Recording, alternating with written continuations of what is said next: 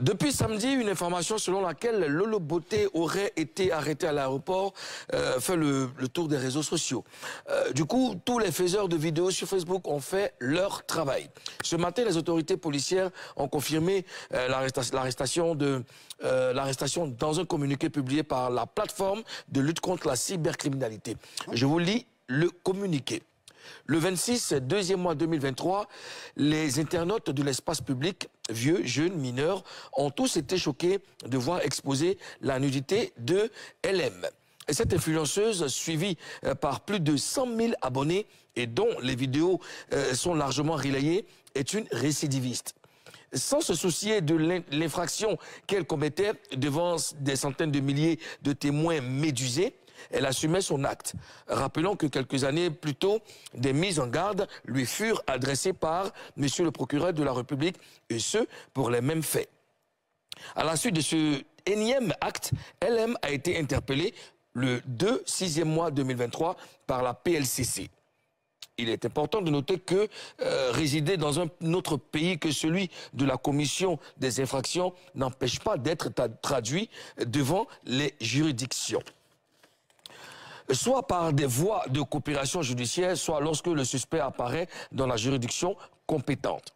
Il est bien dommage pour certains influenceurs qui, au lieu d'être des modèles pour leurs abonnés et pour leur jeune génération, sont plutôt des anti-valeurs influençant négativement la société. Ces chercheurs de buzz, à tout prix, doivent s'imposer pour limiter la loi et la morale. Pour conclure, LM a été déféré au parquet ce lundi 5 juin 2023 pour répondre de ses actes. Voilà, les amis. Voilà, les amis. Voilà. On a traité plusieurs fois des sujets concernant LM et voilà, la nouvelle arrive comme un coup de massue. Alors, comment vous réagissez face à ça, Karina? C'est déplorable, c'est pénible. Moi, limite, je dirais que ça me fait mal quand même. Ça me fait mal de voir qu'elle finit comme ça. Pourtant, on pouvait éviter. Parce que, je pense que c'est une mère de famille. Elle a ses enfants qu'elle laisse derrière. Après, il faut jamais... Moi, je ne souhaite pas la prison, même à mon ennemi. Donc, je pense que c'est beaucoup difficile pour elle. Parce que si moi-même, ça me pince, je ne peux pas imaginer ce qu'elle est. Ça me fatigue. Franchement, courage. Ozone? Ah, bon, tu sais, on a tous vu la vidéo. Moi, j'ai été très choqué de voir ça.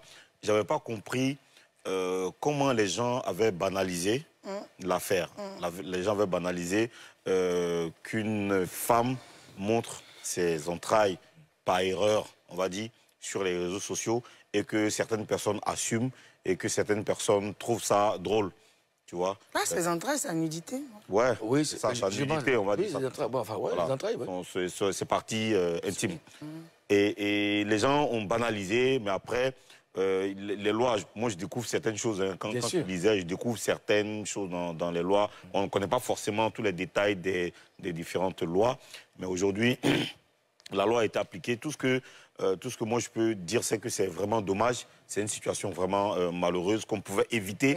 Et puis, j'espère que ça va vite passer et que j'espère qu'elle ne va pas en souffrir. Parce que sa dernière vidéo qu'on avait regardée où elle demandait pardon, on sentait qu'elle avait vraiment pris un coup. On sentait qu'elle était vraiment, je veux dire, elle regrettait tout ce qu'elle avait fait, y compris cette vidéo. Donc, j'espère que les autorités vont... que tous ces mouvements-là vont lui servir déjà de leçon et que ça va passer très vite. Aux autres aussi. Oui, aux autres. Et que ça va passer très vite. Et que, justement, voilà. J'allais vous poser la question. Est-ce que vous pensez que ça va tempérer les ardeurs des faiseurs de vidéos sur les réseaux sociaux? Après, ce n'est pas la première victime. On est d'accord. Mais je pense qu'avec Lolo, ça va changer certaines choses quand même. Ils vont comprendre. Ils vont comprendre que après, ça n'arrive pas qu'aux autres. Ils peuvent être dans le même cas aussi. Avant elle, il y a eu qui comme victime? L'autre là, comment on l'appelle déjà? Peter. Il y a une dame aussi qu'on appelait Kadi. Bon, là, j'ai pas de confirmation. Elle, quand elle est venue aussi, on l'a attrapée, paraît-il, sur les réseaux sociaux, on a entendu ça et tout. Elle est blogueuse aussi. D'accord. Je voudrais revenir sur l'article de la juridiction qui dit qu'il est important de noter que résider dans un pays autre que celui de la commission des infractions n'empêche pas d'être traduit devant les juridictions. Oui, parce que tu es ivoirienne, elle est ivoirienne. Oui. Et c'est ici que ça a eu beaucoup de bruit. Les gens ont été beaucoup choqués. Ça crée quelque chose ici. Ouais. Donc, voilà, ça n'empêche pas donc qu'on l'interpelle. Je veux dire, ce que ça veut dire. Quand tu fais commettre des infractions à l'extérieur, oui. Mais quand tu rentres au pays, ben, la loi s'applique à toi. Ouais, ouais. Moi, j'espère seulement que ça va... Moi, en tout cas, franchement, j'espère seulement que ça va vite passer et que ça va servir à calmer certaines choses. Parce que il fut un moment là, il n'y a pas longtemps, juste dans un passé récent, ça partait dans tous les sens sur les réseaux sociaux. Vraiment, moi, honnêtement, j'avais vraiment peur. En tout cas. Oui, j'avais vraiment peur, non, pas seulement pour ce qu'elle a fait, mais pour certaines personnes, même, il y a des sextapes qui fuyaient partout, il y a des gens, tu vois, ça racontait des choses, mais je me demandais, mais attends, on est dans quel pays, quoi? Tu vois, et il y a beaucoup de gens qui soutiennent des dérives sur les réseaux. Oui. Voilà, parce qu'après, il faut qu'on se dise que c'est vrai qu'on a les réseaux sociaux, il y a la liberté, on peut faire ce qu'on veut, on peut dire ce qu'on veut, mais en fait, comme ils l'ont dit dans une partie de ce que tu as lu là, il faut qu'ils s'imposent, les chercheurs de buzz, à tout prix, doivent s'imposer pour limiter la loi et la morale. C'est-à-dire que quand tu fais tes trucs, que tu cherches le buzz, il faut que tu te fixes quand même des limites, hein, en pensant...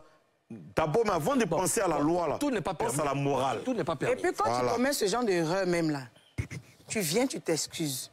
J'ai l'impression que j'ai vu une vidéo, elle a assumé. Je pense qu'il y a certaines choses qui blessent, mais pourquoi commettre l'erreur? Qui poussent même à ne même pas... Même s'ils n'avaient pas envie de te... Pourquoi commettre l'erreur même? Pourquoi commettre l'erreur? Non, on peut dire que excuse-moi, Ozone, comme j'ai dit la dernière fois, je pense que si elle avait déjà fait le truc à la scie, là, si elle avait essayé une fois, je pense qu'elle n'allait pas faire une vidéo étant en train de ce truc, parce que ça brûle. Forcément, ça, tu ne peux pas rester tranquille quand on te fait. Donc, je pense qu'elle n'avait jamais fait, elle ne savait pas ce que ça faisait. Sinon, attraper ton portable et puis vouloir... Forcément, tu vas t'oublier, tu vas montrer ton intimité aux gens. Je pense qu'elle n'a pas...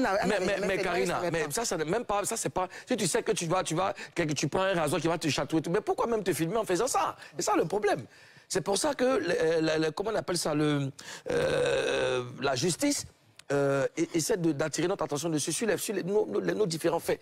Il y a des choses qu'on ne peut pas faire, puisque vous êtes des influenceurs, vous êtes suivis par des milliers de personnes, et des enfants, et des jeunes, et tout ça. Tu vois, donc, dans ce cas de figure, c'est pas pardonnable, puisque tu es conscient de ce que tu fais. Et il y a la loi qui dit que c'est une récidiviste, elle a assumé à maintes reprises.